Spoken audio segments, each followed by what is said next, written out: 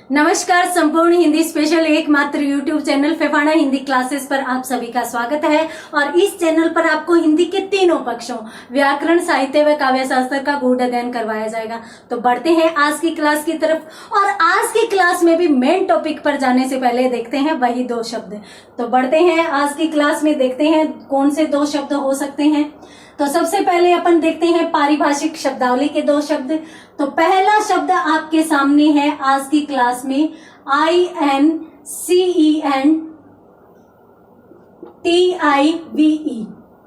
अपन जानते हैं इसको अपन क्या बोल सकते हैं, इंसेंटिव। इंसेंटिव इसको अपन इस रूप में लिख सकते हैं। इंसेंटिव क्या होता है? देखिए, एक प्रकार का प्रोत्साहन होता है।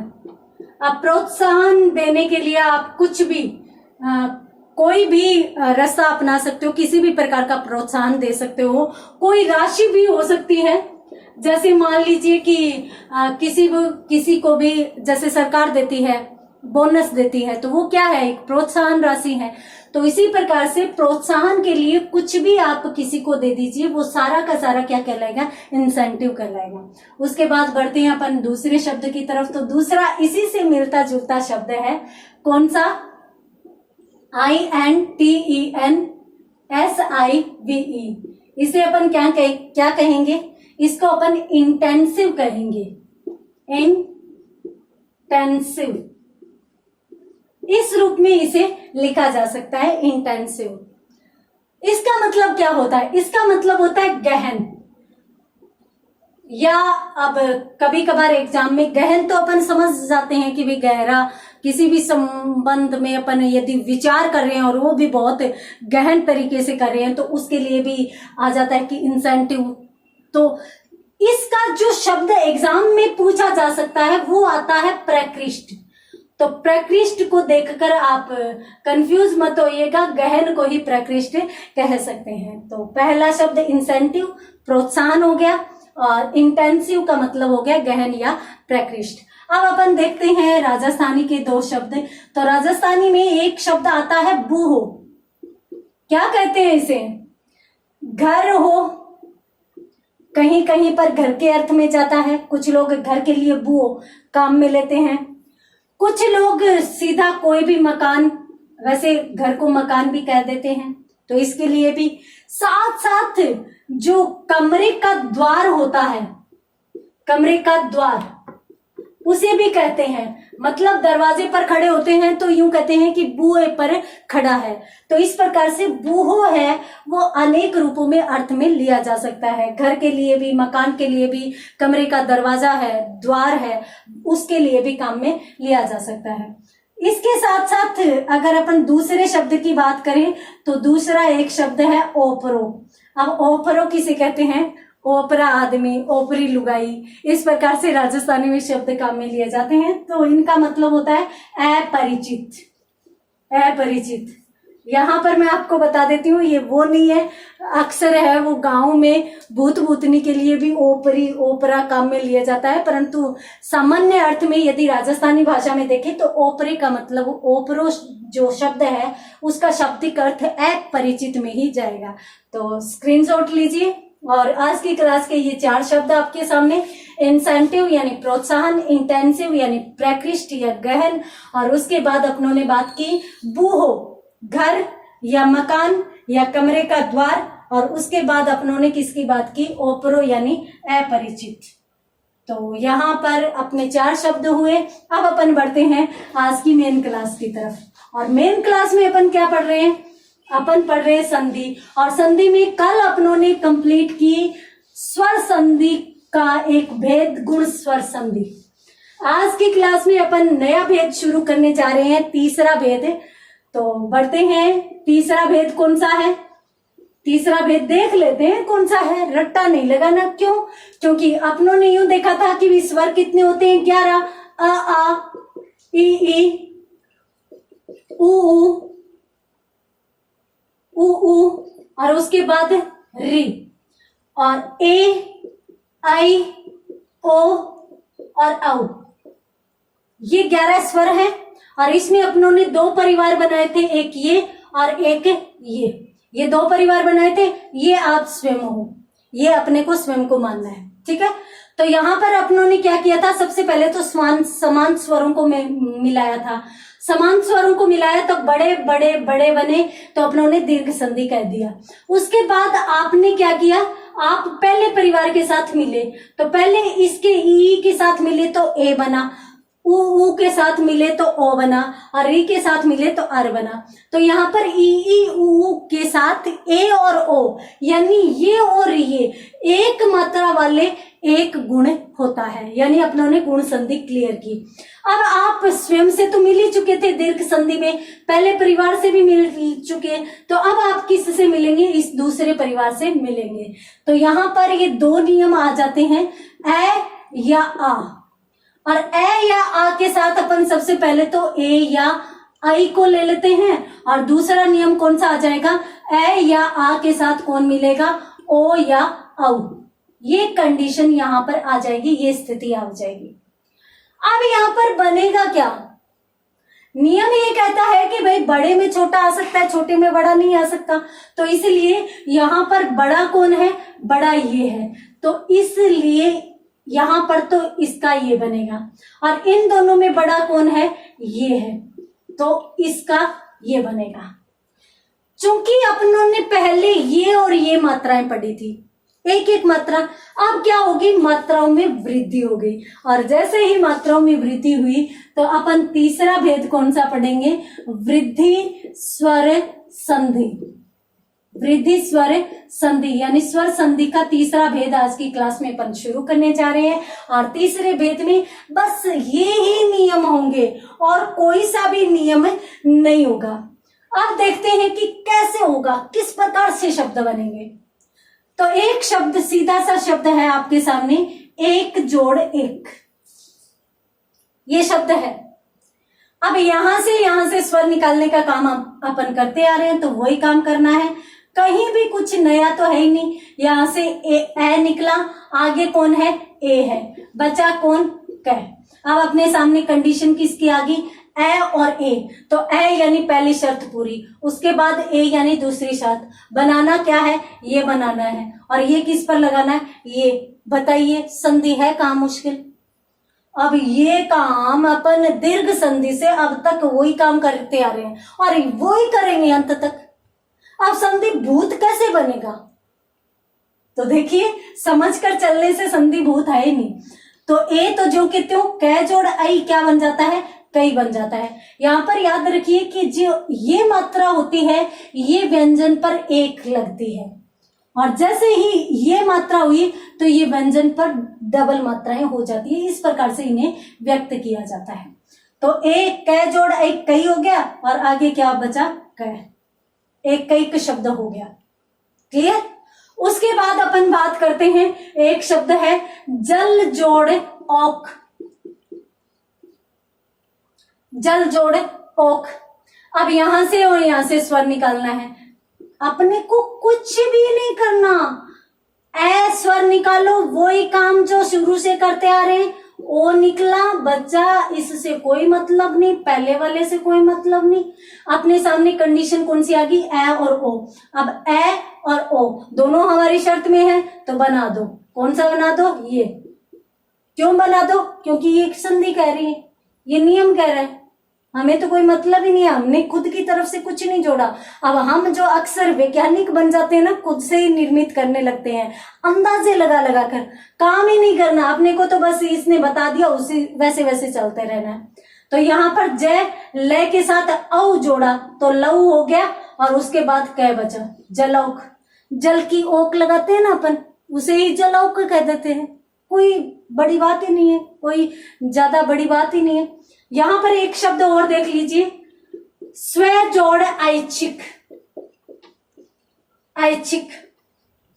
अब ये ऐच्छिक क्यों बना, प्रत्यय वाली क्लास देखिए क्या, संडे की जो अपनी स्पेशल क्लास आती है, हर संडे को सुबह 8 बजे अपनी 2 घंटे की क्लास आती है, वो एक टॉपिक एक क्लास आती है। हर संडे को। तो नहीं देखी है तो पिछले संडे की भी प्रत्येक क्लास देखिए, आगे इस संडे को भी अपनी प्रत्येक का सेकंड पार्ट आएगा, उसको भी देखिए। आपको अपने आप पता चल जाएगा कि ऐच्छिक शब्द क्यों बना। ऐच्छिक शब्द में इच्छा तो मूल शब्द है और उसके साथ इक प्रत्यय जुड़ा है।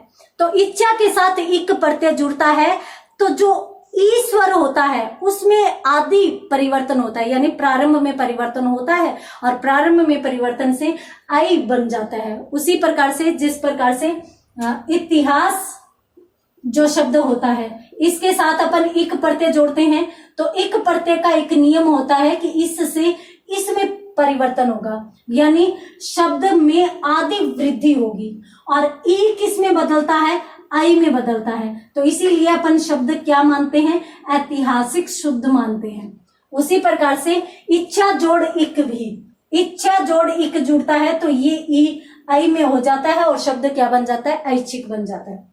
अपने को क्या करना है, यहां से यहां निकालना है।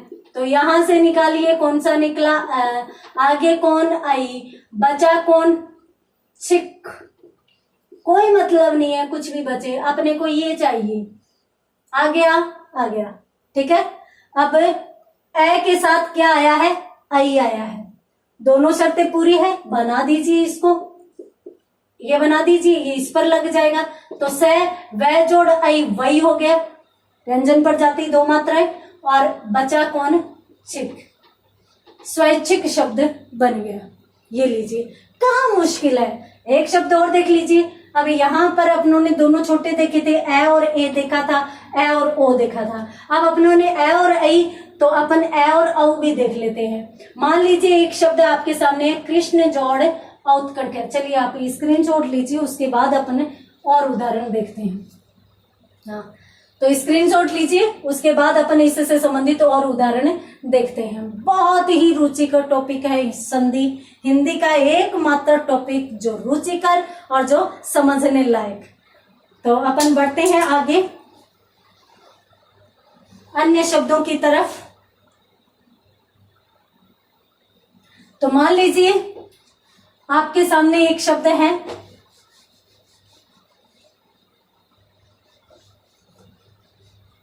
नियम बहुत ही छोटा सा है और यहां पर मैं आपको बता देती हूं कि और भी ज्यादा आसानी हो जाती है आपके लिए। किस संबंध में, क्योंकि ज्यादातर जो अपवाद है वो गुण संधि में है, जिनकी अपनों ने पूरी क्लास की है अपवादों की, तो उसके बाद ज्यादा अपवाद आपको मिलेंगे नहीं। तो इसलिए आगे की सारी चीजें बहुत आसान हो जाएगी। हाँ, तो एक शब्द है कृष्ण जोड़ औत्कण्ठ, ये शब्द है। यहां से स्वर निकालिए, यहां से निकला, कौन सा निकला है, ए निकला है। आगे कौन है, औ है। आगे कौन है, तकंठ है। अपने को कंडीशन कौन सी चाहिए, ये वाली, यानी ए जोड़ औ। अब ए के साथ औ, शर्त पूरी, दोनों बना दो औ। अब औ किस पर लगा दो, इस पर लगा दो, यानी कृष्ण न पर औ लगाया तो नऊ, कृष्ण हो गया और बचा उत्कंठ। कृष्ण को पाने की उत्कंठा है, वही क्या कहलाती है, कृष्णोत्कंठ कहलाती है। उसी प्रकार से एक शब्द है आपके सामने, शुभ जोड़ एशी, ये है। तो यहां पर देखिए, स्वर निकालिए यहां से और यहां से। तो यहां पर अपनों ने इससे स्वर निकाला, कौन सा निकल गया, ए निकल गया। आगे कौन है, ए है। बचा कौन, शी, जो के त्यों लिख दो। अब कंडीशन कौन सी आ गई, ये आ गई, ए जोड़ ए। तो ए के साथ ए, दोनों शर्तें पूरी, बना दो आई।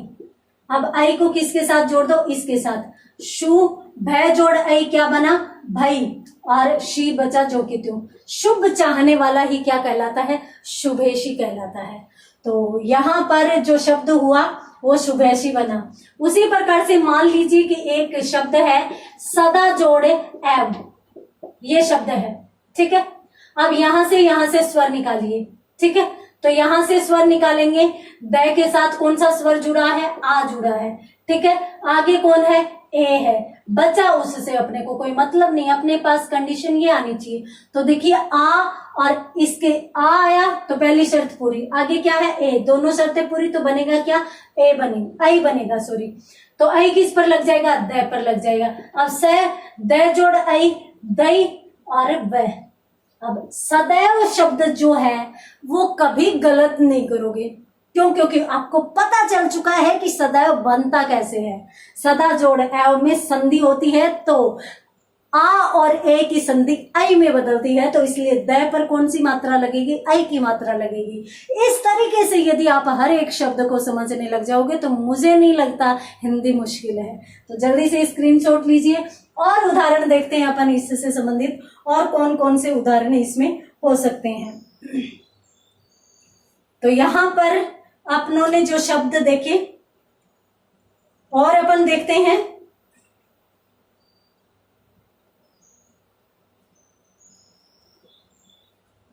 तो देखिए अब आपके सामने शब्द हो सकता है, कौन कौन से शब्द हो सकते हैं। एक महत्वपूर्ण शब्द है जो एग्जाम में पूछा जा चुका है।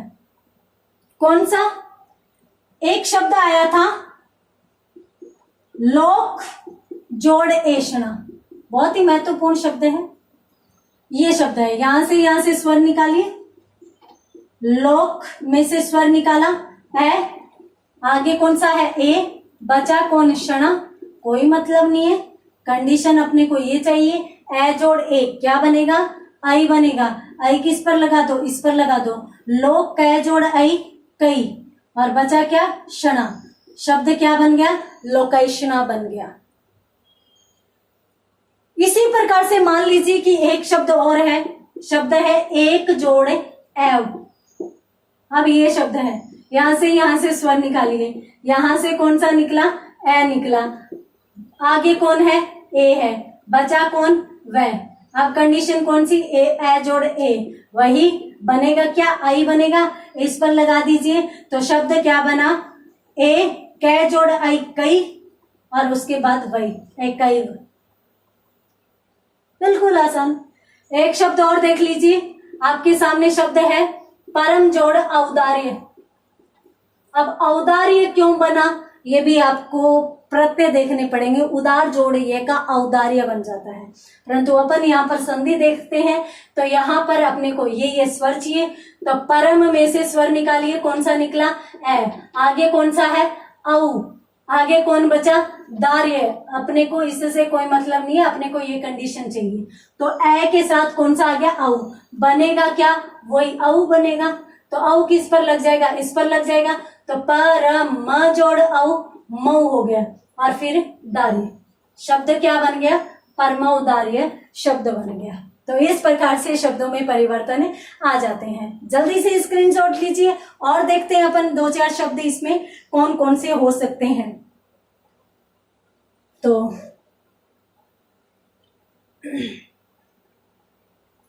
और यदि अपन देखें तो एक शब्द आपके सामने है, ये शब्द भी एग्जाम में आया हुआ है। कौन सा शब्द, एक शब्द आपके सामने है महाजोड़ ऐरावत। ऐरावत, ऐरावत किसे कहते हैं, हाथी को। तो यहां से स्वर निकालिए, यहां से स्वर निकाला, कौन सा निकला, आ निकल गया, आगे कौन, आई, बचा कौन, रावत, ये चाहिए, आ जोड़ आई बनेगा क्या, आई बनेगा, आई को इसके साथ जोड़ दीजिए, म है जोड़ आई हई रावत, महिरावत शब्द बन जाएगा। उसी प्रकार से मान लीजिए कि आपके सामने एक शब्द है, आपका जाना माना, आपका देखा हुआ, प्र जोड़ औद्योगिकी।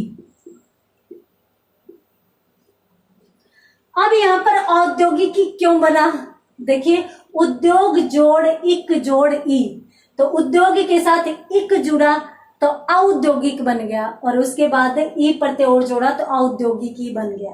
ठीक है, तो या आप प्रौद्योगिक कर सकते हैं, सीधा का सीधा ई को हटा सकते हैं, एक प्रत्यय को भी रख सकते हैं, औद्योगिक भी शब्द होता है, औद्योगिकी भी शब्द होता है। तो प्र जोड़ औद्योगिक, उद्योग जोड़ इक प्रत्यय से औद्योगिक बनता है, इसीलिए यहाँ पर परिवर्तन होता है। अब अपने को यहाँ से यहाँ से स्वर चाहिए, तो यहाँ से कौन सा निकला, ए निकला, आगे कौन सा है, औ है, बचा कौन, औद्योगिक। ये लीजिए, अब अपने सामने कंडीशन किसकी आ गई, ए जोड़ औ की आ गई, ए जोड़ औ, बनाना क्या है अपने को, औ ही बनाना है। अब शब्द क्या बनेगा, प्र के साथ औ जोड़ दीजिए, प्रौ, फिर औद्योगिक, जैसे कि जैसे लिख दीजिए, प्रौद्योगिक। तो ये शब्द तो आपका देखा हुआ भी है कि किस तरीके से लिखा जाता है। तो शब्द किस तरीके से लिखा जाता है, प्र के साथ है अपनों ने औ जोड़ा तो प्रौ हो गया, उसी के बाद बचा कौन, औद्योगिक बना, तो प्रौद्योगिक शब्द बन जाएगा। क्लियर है संधि मुश्किल नहीं है ना।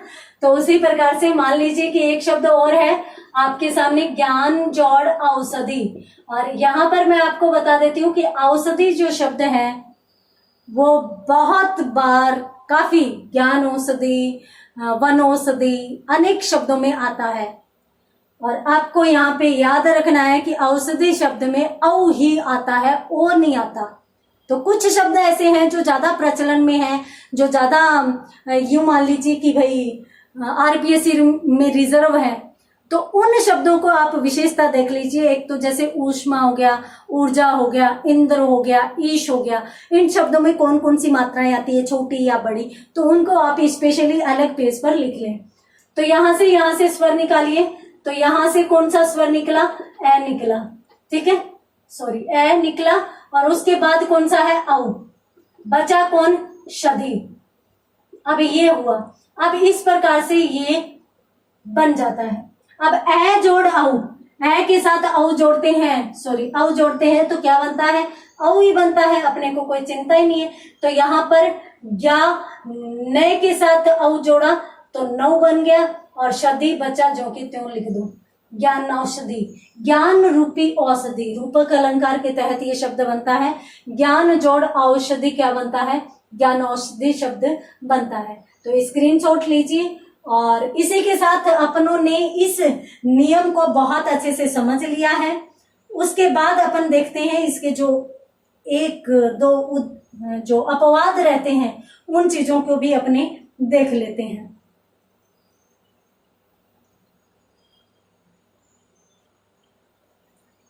तो देखिए,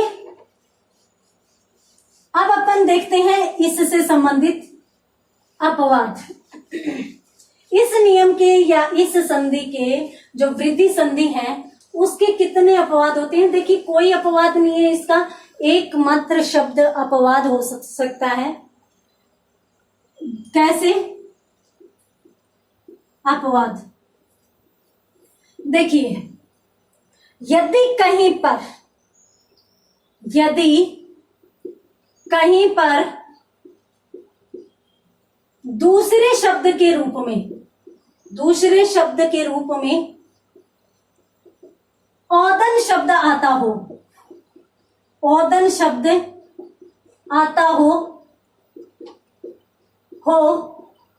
तो वहां पर परिवर्तन वृद्धि संधि के नियमानुसार न करके संयोग ही करना होगा। ये है, स्क्रीनशॉट लीजिए। ये क्या चीज है, पहले आप स्क्रीनशॉट लीजिए, फिर अपन समझते हैं कि यदि कहीं पर दूसरे शब्द के रूप में कौन सा आ जाए, औदन शब्द आ जाए, तो औदन शब्द आने के बाद फिर जो शब्द बनेगा वो क्या बनेगा, वो बनेगा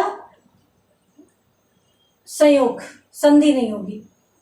कहीं पर दूसरे शब्द के रूप में औदन शब्द आ जाए तो वहां पर परिवर्तन किसके अनुसार, वृद्धि संधि के अनुसार अपन नहीं करेंगे, अपन सिर्फ और सिर्फ क्या करेंगे, संयोग करेंगे। कैसे करेंगे आप समझ लीजिए। मान लीजिए कि आपके सामने एक शब्द है शुद्ध जोड़ ओदन, ये शब्द है। अब यहां से स्वर निकालिए, तो यहां से स्वर निकालेंगे तो कौन सा निकलेगा, ए निकलेगा।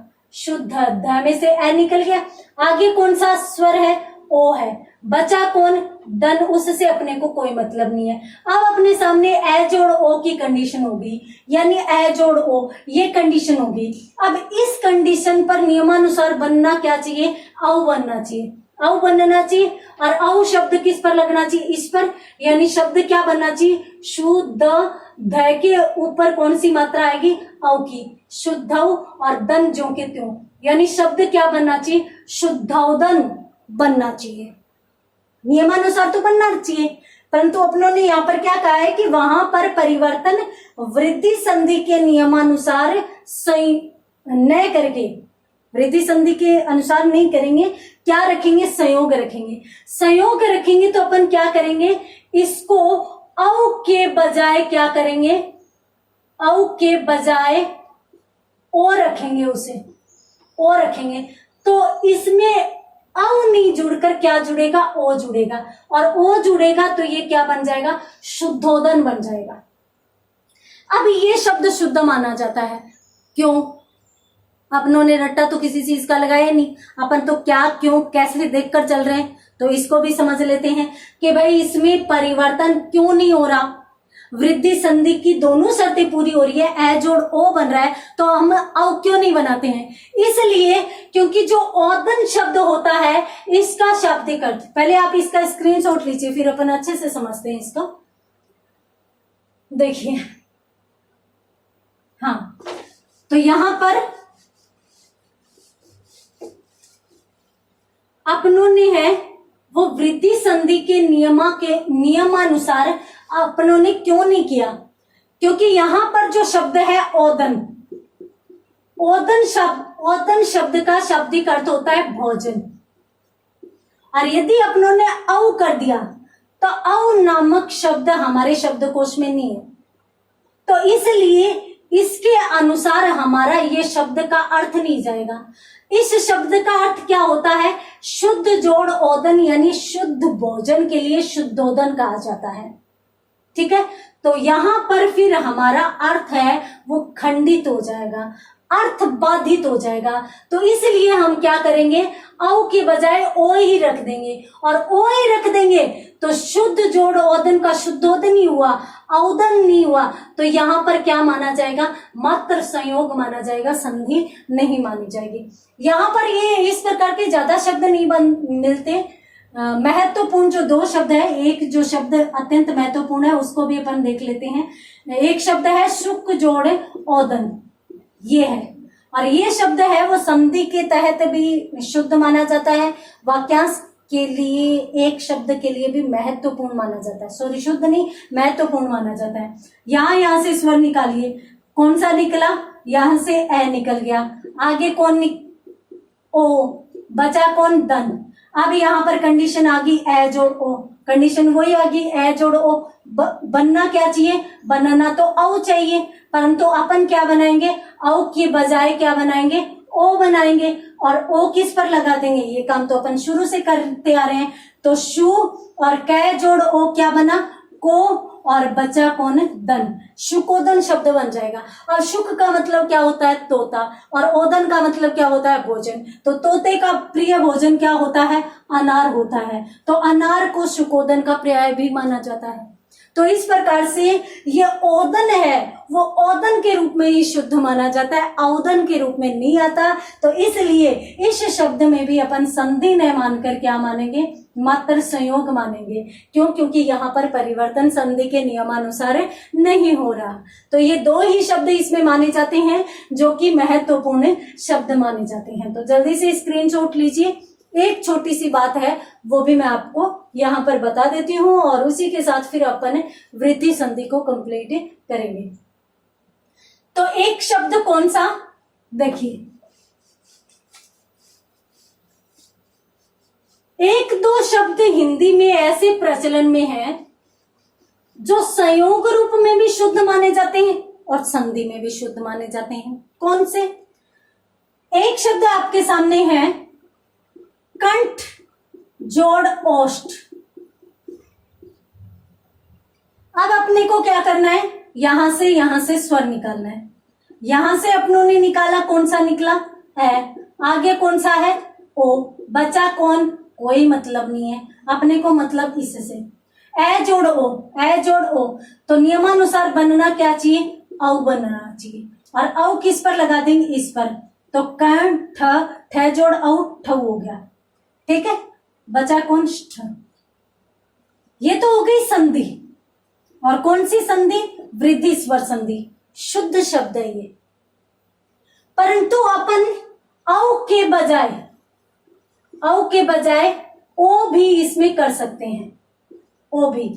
और यदि अपन ओ जोड़ेंगे तो कंठ, अभी इसमें देखिए कंठ, ठ के साथ ओ जोड़ेंगे तो यहां पर ओ हो जाएगा, ठो हो जाएगा। और उसके बाद कौन बचा? ष्ठ, कंठोष्ठ। यानी ये भी शुद्ध माना जाता है, ये भी शुद्ध माना जाता है। कहीं भी आप ये मत मान लीजिए कि भाई ये तो गलत शब्द आ गया, नहीं, ये भी शुद्ध है। हिंदी शब्दकोश में ये भी शब्द मिलता है, ये भी, और दोनों के दोनों एक ही अर्थ में जाते हैं।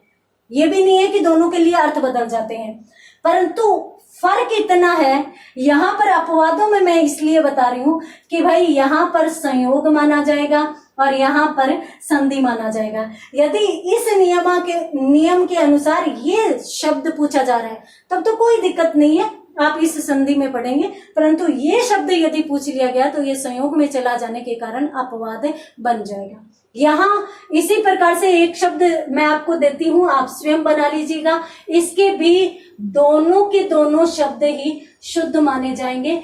दंताउष्ठ भी शुद्ध माना जाएगा और दंतोष्ठ भी शुद्ध माना जाएगा। एक महत्वपूर्ण शब्द जो एक बार पूछा गया था वो अपन देख लेते हैं। शब्द क्या है? स्थूल जोड़ ओतु, ये शब्द है स्थूल जोड़ ओतु। अब यहां से स्वर निकालना है, तो यहां से अपनों ने स्वर निकाला, कौन सा निकला? ए निकला। आगे कौन सा है? ओ। बचा कौन? तू। आपके लिए नहीं कह रही हूं, ये इस शब्द में बचा है। तो ए जोड़ो, ए जोड़ो, नियमानुसार औ बनना चाहिए, औ बनना चाहिए। औ किस पर लगना चाहिए? ले पर लगना चाहिए। तो शब्द क्या बना? स्थू लौतु, ये शब्द। अब यहां पर तो संधि के नियमानुसार ये शब्द शुद्ध माना जाएगा, परंतु इस प्रकार से भी आ जाए स्थूल लोतु तो भी ये शुद्ध माना जाता है। परंतु इसमें क्या, कौन सी स्थिति मानी जाती है? संयोग की स्थिति मानी जाती है। स्थूलोत्तु क्या होता है? स्थूल का मतलब होता है मोटा, तो मोटा बिलाव जो होता है उसको स्थूलोत्तु कहा जाता है। तो यहाँ पर इसी के साथ स्क्रीनशॉट लेना चाहते हैं तो ले लीजिए। दंतोष्ठ का आप स्वयं बनाएंगे, उसी प्रकार से बनाएंगे जैसे अपनों ने अन्य का बनाया है। तो यहाँ पर जो ओत्तु शब्द होता है इसका क्या होता है? बिलाव, और स्थूल का मतलब मोटा होता है। तो इस प्रकार से यहाँ पर आज की क्लास में अपनों ने वृद्धि संधि को कंप्लीट किया है। तो मिलते हैं अगले क्लास में अगले भेद के साथ, तब तक के लिए धन्यवाद।